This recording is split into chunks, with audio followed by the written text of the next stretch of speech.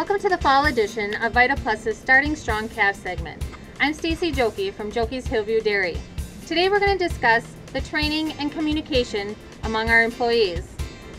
We have 2 full-time employees, which includes myself, and 2 very part-time employees. There's very little overlapping of schedules.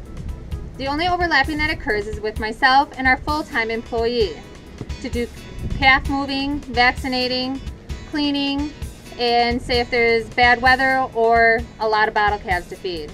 Otherwise, we rely on a lot of paper communication. For example, we have an electrolytes chart here. It tells simply who is getting electrolytes for the day of the week here, and this chart will last over a month.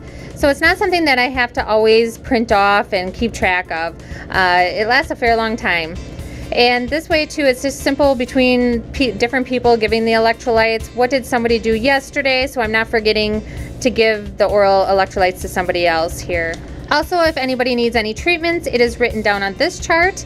And just for me to double check, I'm the only one that enters into dairy comp for the calves. And this way I can go back on the chart and enter it in. This chart here we've seen a few times in my segments. It's a simple little chart here. This is a week's worth of calf feeding. So it'll tell me how many pails of milk is being entered into the pasteurizer or being pasteurized, how much milk is left after feeding, so we can justify either increasing or decreasing the amount of pails, the number of bottles and how they drank. And this column over here is for any other information or how the rest of the animals drank.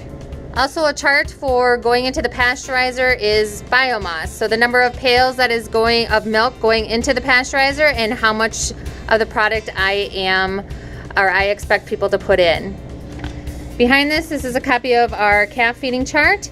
It represents every hutch that is outside, and it is color coded on how much milk is fed or who needs to be vaccinated next, or if we're transitioning anybody to haylage corn silage to be moved to the grower.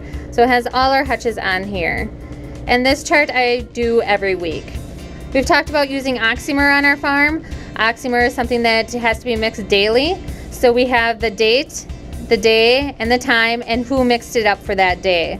So that way we can tell if it was mixed and that the solution is still good. If a new employee starts with us, I also spend a lot of time doing the day-to-day work with them. I have a high priority of how I want things to look and how I want things cleaned, and just simply the presence of our farm. So we spend a lot of time together until I feel that they are able to do it themselves.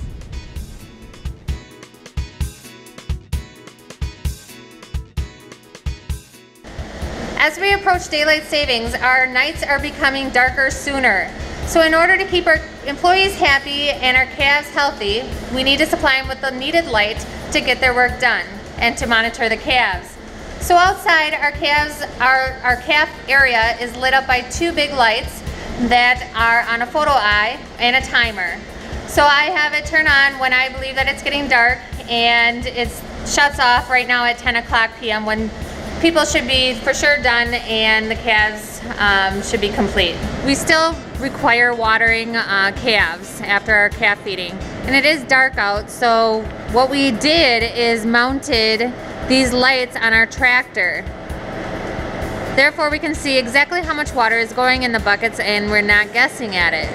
It is just simply turned on by a switch right there, and it is all wired in.